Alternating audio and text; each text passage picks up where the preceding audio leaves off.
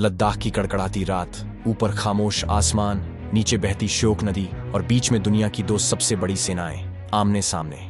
15 जून 2020 की रात गलवान वैली में कुछ ऐसा हुआ जिसने पूरे हिंदुस्तान का खून खौला दिया। न्यूक्लियर बॉम्ब्स और हाइपरसोनिक मिसाइल्स की सदी में दुनिया ने पहली बार देखा एक ऐसी जंग जो बिना एक भी गोली चले लड़ी गई, सिर्फ नंगे हाथों, पत्थरों और कांटेदार लोहे की रॉडों से, और उससे भी ऊपर भारतीय सेना के अटूट हौसले से। क्या हुआ था उस रात, कैसे शुरू हुई ये लड़ाई और कैसे लिखी गई वो कहानी जो आज भी रोंगटे खड़े कर देती है।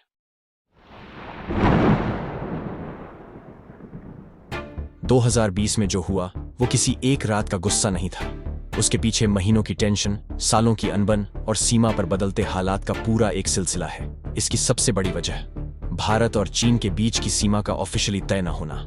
1960 के दशक से ही चीन की लगातार घुसपैठ कोई एक दो घटनाएं नहीं बल्कि एक पैटर्न रही है। 2014 इसका सबसे बड़ा उदाहरण है। शी जिनपिंग भारत दौरे पर थे, कैमरे दोस्ती की तस्वीरें ले रहे थे, लेकिन उसी समय लद्दाख में चीनी सैनिक चुपचाप 19 किलोमीटर अंदर तक घुस आए। इन सबको देखते हुए 2019 में भारत ने खामोश मगर एक बड़ा कदम उठाया। लद्दाख में तेजी से सड़कें बननी शुरू हुईं, ऐसे रास्ते जो ऊंचाई पर भारतीय सेना को मिनटों में पहुंचा दें।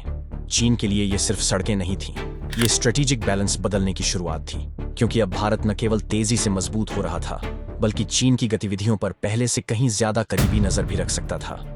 सीधे शब्दों में लद्दाख में भारत की बढ़ती ताकत चीन को दिन रात चुभ रही थी। कोरोना लॉकडाउन के बीच जब दुनिया अपने सबसे कठिन दौर से गुजर रही थी, शहर बंद, सड़कें सूनी, अस्पतालों में अफरा तफरी और हजारों जानें हर दिन जा रही थी, उसी समय अप्रैल 2020 में चीन ने अचानक एलएसी के पास भारी संख्या में सैनिक इकट्ठे करने शुरू कर दिए। टेंट, हथियार, गाड़ियां, पूरा इंफ्रास्ट्रक्चर खामोशी से खड़ा किया जा रहा था। भारत के लिए यह सिर्फ एक घुसपैठी हरकत नहीं थी बल्कि उस तनाव की नींव थी जो आगे चलकर गलवान वैली क्लैश की रात में फटने वाला था। शुरुआत हॉट स्प्रिंग्स, पांगोंग लेक और गलवान के आसपास हुई। चीन ने उन जगहों पर कब्जा जमाने की कोशिश की जहां वो पहले कभी इतनी बड़ी संख्या में नहीं रुका था। भारतीय सेना ने तुरंत जवाब दिया, सैनिक आगे बढ़े, पेट्रोलिंग बढ़ी और एलएसी पर आमने सामने का टेंशन हर दिन थोड़ा थोड़ा कर बढ़ता ही जा रहा था। तनाव इतना बढ़ चुका था कि दोनों देशों की सरकारों को पीस टॉक के लिए आना पड़ा। डिसएंगेजमेंट तय हुआ और जमीन पर सेनाओं को पीछे हटने के आदेश जारी हुए। 1996 और 2005 के समझौतों को दोहराते हुए एक बात पर दोनों देशों ने फिर से मुहर लगाई, गोली नहीं चलेगी। लेकिन यही वो एक फैसला था जिसने 15 जून की रात को इतिहास की सबसे क्रूर और खतरनाक जंग बना दिया, क्योंकि ग्राउंड रियलिटी बिल्कुल अलग थी। तनाव मिटा नहीं था, सिर्फ सतह के नीचे दबकर और भी भारी हो गया था। बस एक चिंगारी चाहिए थी, और वो चिंगारी तब जली जब चीन ने गलवान वैली के सबसे नाजुक हिस्से पेट्रोलिंग पॉइंट 14 पर पीछे हटने के बजाय फिर से ढांचा खड़ा करना शुरू कर दिया। यह देख 16 बिहार रेजिमेंट के कमांडिंग ऑफिसर कर्नल संतोष बाबू अपने कुछ जवानों के साथ बात करने आगे बढ़े, इसी उम्मीद में कि मुद्दा शांति से सुलझ जाएगा। लेकिन यह उनकी सबसे बड़ी भूल थी। कर्नल संतोष ने पूरी शांति और संयम से चीनी सैनिकों को निर्देश दिया कि समझौते के अनुसार पीछे हट जाए, लेकिन दूसरी तरफ थी साजिश। उनके इरादे तो कुछ और ही थे। चीनी सैनिक जानबूझकर कर्नल को उकसा रहे थे। धीमी फुसफुसाहटें, घूरती नजरें और चारों तरफ से घेरने की कोशिश पर कर्नल ने अपना संतुलन बिल्कुल नहीं खोया। इसी बीच बहस अचानक गर्म हो गई। एक चीनी सैनिक आगे बढ़ा और कर्नल को छाती पर जोर से धक्का मारकर नीचे गिरा दिया। बस यही एक सेकंड काफी था। उनके साथ खड़े 5 जवानों का खून खौल उठा। एक ने जवाबी धक्का दिया और देखते ही देखते धक्का मुक्की हाथापाई में बदल गई। चीनी इसी पल का इंतजार कर रहे थे और जैसे ही झड़प शुरू हुई उनके असली मंसूबे सामने आ गए।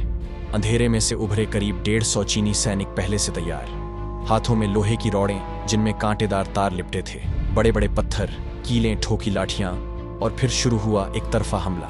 कर्नल बाबू और उनके 5 जवान, संख्या में 20 गुना कम, 14,000 फीट की ऊंचाई पर बिल्कुल निहत्थ थे।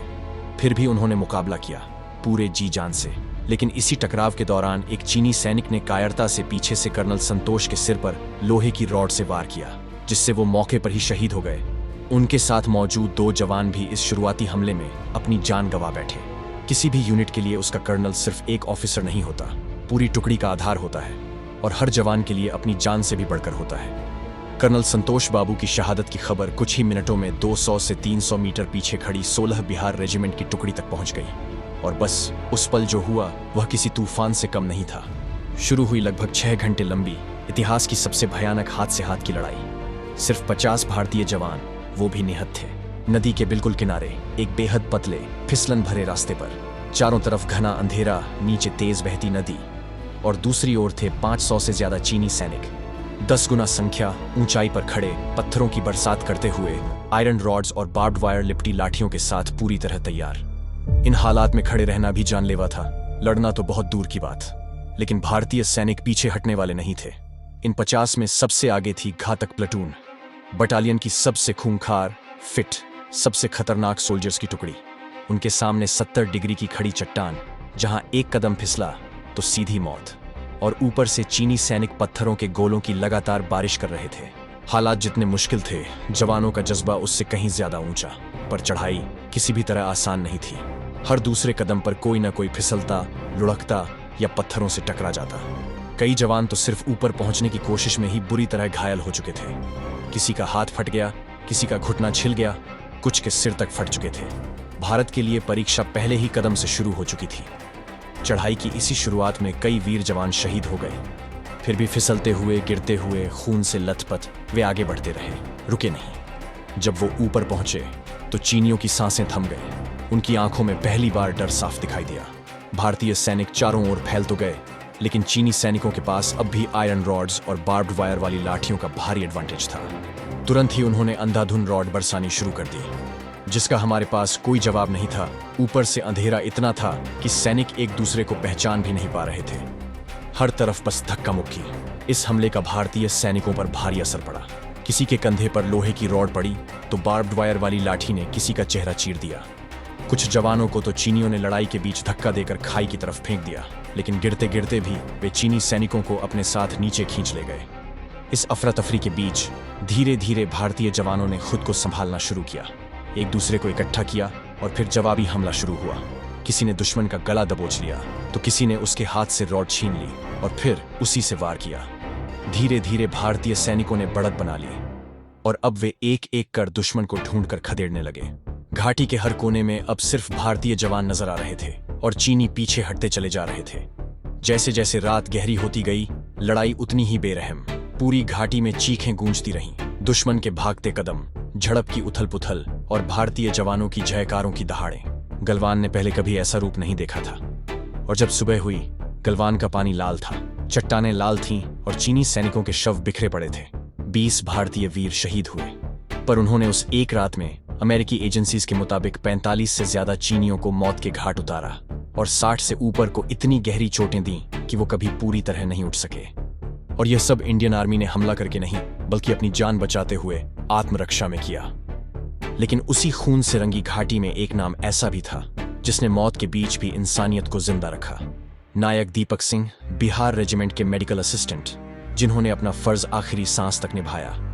लड़ाई अपने चरम पर थी, चारों तरफ चीखें और अंधेरा। दीपक सिंह दौड़ते रहे अपने साथियों की जान बचाने के लिए। फिर उनकी नजर पड़ी एक चीनी सैनिक पर।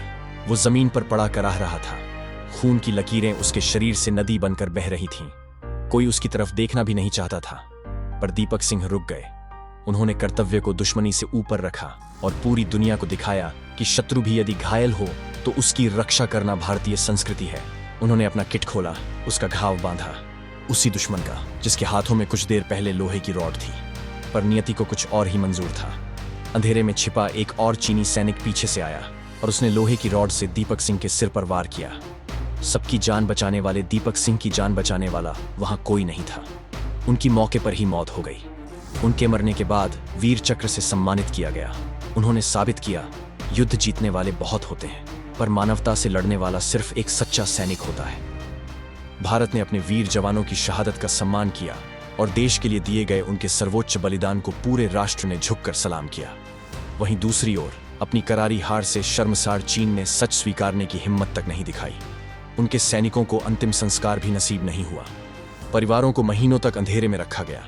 वे आखिर बार अपने बेटे का चेहरा भी नहीं देख पाए। 8 महीने बाद कहीं जाकर चीन ने सच कबूला, मगर वो भी अधूरा। मजबूरी में सिर्फ 4 नाम बताए, बाकी सब दबा दिए गए।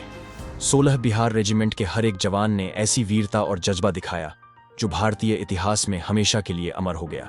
उस रात उन्होंने सिर्फ लड़ाई नहीं लड़ी, बल्कि अपने कमांडिंग ऑफिसर की शहादत का जवाब दिया।